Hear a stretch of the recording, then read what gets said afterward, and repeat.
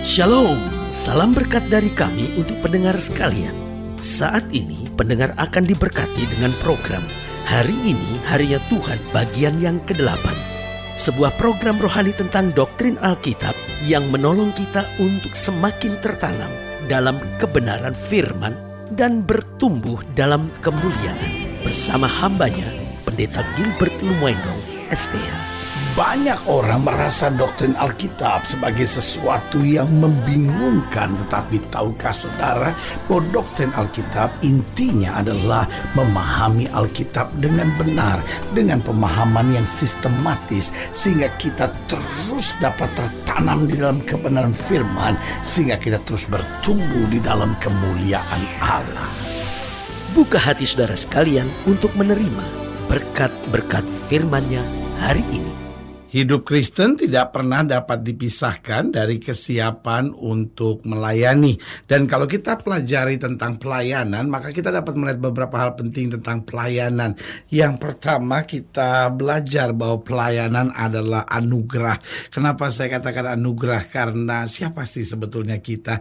Kita ini kan orang-orang yang tidak sempurna. Siapa sih kita? Kita ini kan orang-orang yang banyak kekurangan dan kelemahannya. Kalau Tuhan boleh pilih kita, ini kan sebuah anugerah. Apalagi kita diangkat sebagai kawan sekerja Allah. Saudaraku yang kasih dalam Tuhan, sebenarnya Tuhan tidak butuh kita, tetapi Tuhan memilih kita, Tuhan memakai kita. Itu berarti kalau kita bisa melayani Tuhan, sudah seharusnya kita kerjakan dengan segenap hati kita. Kenapa? Karena itu adalah anugerah terbesar dalam hidup kita. Setelah kita diselamatkan, kita boleh dipilih, dipakai, dipanggil Tuhan untuk menjadi alat keselamatannya. Haleluya. Yang kedua, kalau kita bicara tentang pelayanan, maka pelayanan adalah perintah. Karena Yesus berkata, pergi jadikan sekalian bangsa muridku. Karena pelayanan it's not a request, itu bukan sebuah permohonan. Kalau bisa cobalah untuk melayani. No. Tapi itu adalah perintah. Artinya apa? Kalau saya mengerjakannya, maka ada berkat tersendiri untuk itu. Berarti setiap orang percaya setelah dia bertobat, ada tugas, ada perintah baginya untuk melayani. Yang ketiga, bicara tentang pelayanan, maka pelayanan adalah kebanggaan. Kenapa kebanggaan? Karena kita yang lemah, kita yang biasa, tetapi boleh melayani Tuhan. Dan yang kita layani adalah Tuhan di atas segala Tuhan, Raja di atas segala Raja. Sudah seharusnya kita bangga, sudah seharusnya kita berkata, Tuhan, bukan oleh kuat, bukan oleh gagah, tapi semata-mata karena karunia Tuhan. Kebanggaan kita dalam hidup kita bukan apa yang berhasil kita kerjakan untuk Tuhan, tetapi bagaimana Tuhan berhasil mengerjakan segalanya melalui kita. Haleluya. Dan yang keempat, saya pelajari mengapa hidup Kristen tidak bisa dipisahkan dari melayani. Karena pelayanan adalah sumber berkat. Artinya apa?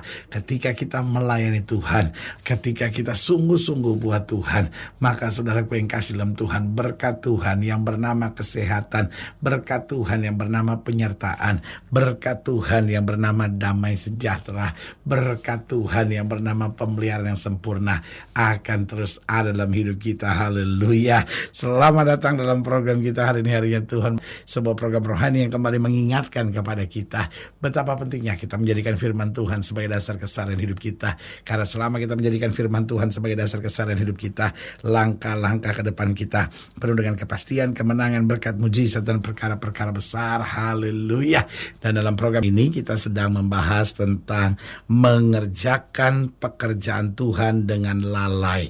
Nah, saudaraku yang kasih dalam Tuhan, ada banyak orang pikir yang penting saya melayani Tuhan. Tapi hari ini saya mau beritahu, pelayanan adalah keharusan, adalah perintah yang Kristus berikan. Artinya apa? Artinya Tuhan memang memerintahkan kita untuk melayani, tetapi bukan asal melayani, tapi melayani dengan kualitas. Artinya melayani dengan segenap hati. Karena itu Alkitab berkata, kasihlah Tuhan dengan segenap hati, segenap akal budi, dan segenap kekuatan kita. Tuhan tidak menerima pelayanan yang setengah-setengah, karena apapun yang Tuhan berikan dalam hidup kita, selalu Dia berikan yang terbaik buat kita. Haleluya. Nah, ini akan kita bahas, yaitu mengerjakan pekerjaan Tuhan dengan lalai, yang kita sama-sama mau lihat dari Yeremia pasal 48. Yeremia pasal 48 ayat pertama sampai ayat yang ke-10.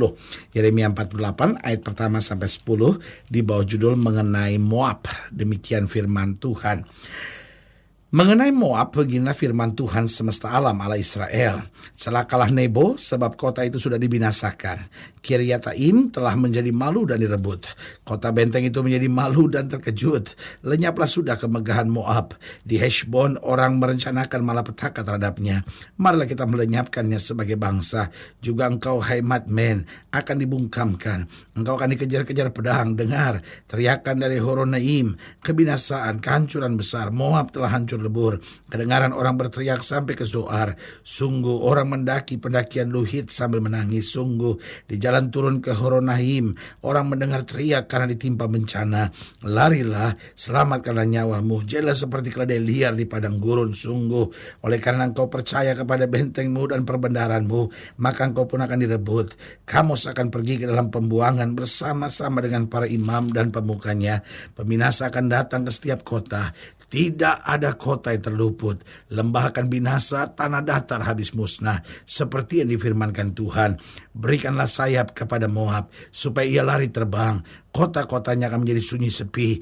Tidak ada lagi penduduk di dalamnya. Ayat 10. Terkutuklah orang yang melaksanakan pekerjaan Tuhan dengan lalai, dan terkutuklah orang yang menghambat pedangnya dari penumpahan darah. Perhatikan ayat yang ke-10 bagian pertama ini. Terkutuklah orang yang melaksanakan pekerjaan Tuhan dengan lalai. Berarti Alkitab sedang mau menegaskan buat kita bahwa orang terkutuk bukan hanya orang yang berzina. Orang yang terkutuk bukan hanya para pembunuh. Orang terkutuk bukan hanya para penyembah berhala. Tetapi orang terkutuk juga adalah orang yang mengerjakan pekerjaan Tuhan, namun mengerjakannya dengan lalai. Nah, pertanyaannya, mengapa orang yang melalaikan pekerjaan Tuhan hukumannya begini berat? Sehingga Alkitab berkata terkutuklah. Yang pertama saya pelajari, karena dengan melalaikan pekerjaan Tuhan, itu berarti kita tidak menghargai kasih Tuhan. Saudaraku yang kasih dalam Tuhan, ada banyak orang yang berkata, ya saya sih ada tugas untuk pelayanan, tapi kan saya sibuk. Saya sih ada tugas untuk pelayanan, tapi kebetulan saya tidak sempat. Kebetulan saya ada urusan lain yang lebih penting. Saudaraku yang kasih dalam Tuhan, mana yang lebih penting dalam hidup kita? Bukankah kasih Tuhan yang telah mengangkat kita dari dosa, kasih Tuhan yang telah membebaskan kita dari belenggu, kasih Tuhan yang telah membebaskan kita dari kegelapan dan membawa kita pada terang yang ajaib? Harusnya itu menjadi sumber, harusnya itu menjadi dasar utama, harusnya itu menjadi yang tertinggi dalam hidup kita. Tetapi seringkali karena kebutuhan kesibukan keseharian kita, apa yang terjadi? Kita kemudian melalaikan pekerjaan Tuhan. Artinya kita tidak mengerjakannya dengan yang terbaik. Saudaraku yang kasih dalam Tuhan, tanda bahwa kita menghargai kasih Tuhan dalam hidup kita, maka kita berkata, apapun yang saya kerjakan buat Tuhan, saya akan mengerjakannya dengan yang terbaik, dengan segenap hati saya, dengan segenap jiwa saya, dan dengan segenap kekuatan saya. Selalu saya bilang 99% buat Tuhan tidak cukup. Bahkan 99,99% buat Tuhan tetap tidak cukup, karena Tuhan memerlukan 100% dari kita. Kenapa? Karena dari pihak Allah selalu memberikan 100% yang terbaik buat anak-anaknya. Persoalannya, Tuhan tidak melihat hasil kerja kita, tetapi Tuhan lihat kerja keras semangat kita yang selalu mau mengerjakan yang terbaik buat Tuhan. Jadi ingat, mengapa melalaikan pekerjaan Tuhan itu adalah perbuatan terkutuk kata Alkitab. Yang pertama, karena dengan melalaikan pekerjaan Tuhan, kita tidak menghargai kasih Tuhan. Yang kedua, saya pelajari, karena dengan melalaikan pekerjaan Tuhan, kita akan menjadi batu sandungan bagi orang yang akan diselamatkan. Artinya begini, orang yang seharusnya diselamatkan, orang yang seharusnya menerima anugerah, orang yang seharusnya diberkati oleh kita, tetapi apa yang terjadi karena kita melalaikan pekerjaan Tuhan, maka orang itu tidak jadi dalam tanda petik menerima anugerah Tuhan tersebut. Karena itu saudaraku yang kekasih dalam Tuhan, itu sebabnya Tuhan bilang terkutuk saudara-saudara. Kenapa? Karena kita telah menghambat orang lain masuk pada keselamatan, kita menghambat orang lain menerima berkat-berkat Allah, kita menghambat orang lain untuk merasakan kasih setia Tuhan yang dahsyat, sementara Tuhan sedang mau pakai kita untuk menyatakan kemuliaannya. Jadi saudaraku yang kasih dalam Tuhan, mari kita mengerjakan pekerjaan Tuhan dengan segenap hati kita. Yang ketiga saya pelajari, mengapa melalaikan pekerjaan Tuhan adalah perbuatan terkutuk kata Alkitab. Karena dengan melalaikan pekerjaan Tuhan, itu tanda bahwa kita tidak tahu diri, saudara-saudara. Siapa sih kita? Kita kan orang yang telah ditebus oleh Tuhan. Siapa sih kita? Kita ini kan orang yang berhutang kepada Tuhan. Siapa sih kita? Kita kan tadinya orang-orang yang berjalan menuju neraka, tapi diselamatkan oleh karena kasih karunia Tuhan. Masakan ketika Tuhan membutuhkan sesuatu dari kita, masakan ketika Tuhan mau buat sesuatu melalui kita, masakan kita mengerjakannya dengan lalai. Saudaraku, ini namanya kita nggak tahu diri, saudara-saudara. Kita nggak tahu bersyukur, kita tidak tahu menghargai segala kasih karunia berkat Tuhan. Karena itu sebagai hamba Allah, saya mau ingatkan, mari kita tahu diri. Siapa diri kita? Orang-orang yang berhutang sama Tuhan. Daud berkata, dengan apakah aku balas kepada Tuhan segala kebaikannya kepadaku? Mari kita berbuat lebih lagi dan lebih lagi buat Tuhan. Dan yang keempat, mengapa melalaikan pekerjaan Tuhan adalah perbuatan yang terkutuk? Saya pelajari, karena dengan melalaikan pekerjaan Tuhan, kita menghambat berkat Tuhan di dalam kehidupan kita sendiri. Artinya gini, kalau saja kita mau taat, apapun yang Tuhan perintahkan kita kerjakan, ada berkat tersendiri. Karena di balik ketaatan selalu ada berkat yang luar biasa. Tetapi dengan kita tidak mengerjakan pekerjaan Tuhan dengan baik, dengan melalaikan pekerjaan Tuhan, kita menghambat berkat Tuhan dalam hidup kita sendiri. Karena sebagai hamba Allah, saya hanya mau ingatkan buat saudara, mari, hidup ini adalah pelayanan. Kita hidup karena anugerah. Biarlah kita melayani. Bagaimana kita melayani? Yang pertama, kita bisa melayani dengan perbuatan kita. Artinya apa? Lewat perbuatan kita menyatakan kasih Kristus. Lewat perbuatan kita menabur damai sejahtera. Lewat perbuatan kita menghadirkan suasana kerajaan sorga. Lalu yang kedua, dengan apa? Dengan kesibukan kita dalam pekerjaan Tuhan, dengan kegiatan-kegiatan gereja. Lalu yang ketiga, bagaimana kita melayani Tuhan? Yaitu dengan menjangkau jiwa, dengan bersaksi, dengan bicara tentang kasih Tuhan.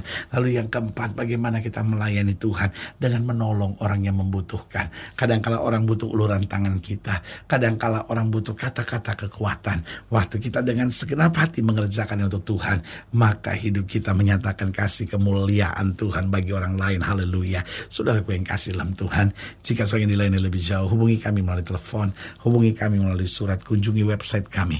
Karena kami ada untuk membawa Bapak Ibu saudara senantiasa lebih dekat pada Tuhan dan mengalami kasih kuasa mujizat yang luar biasa. Haleluya. Secara khusus melalui program ini juga saya mau berdoa buat setiap Bapak Ibu saudara sekalian, baik yang sakit, yang berbeban berat. Saudara yang didoakan secara khusus, sudah boleh taruh tangan kanan saudara di dada, dan kita akan berdoa. Mari kita berdoa. Bapa, dalam nama Yesus, hamba doa buat yang sakit, hamba doa buat yang berbeban berat, hamba doa untuk setiap mereka sedang menghadapi masa-masa yang sukar.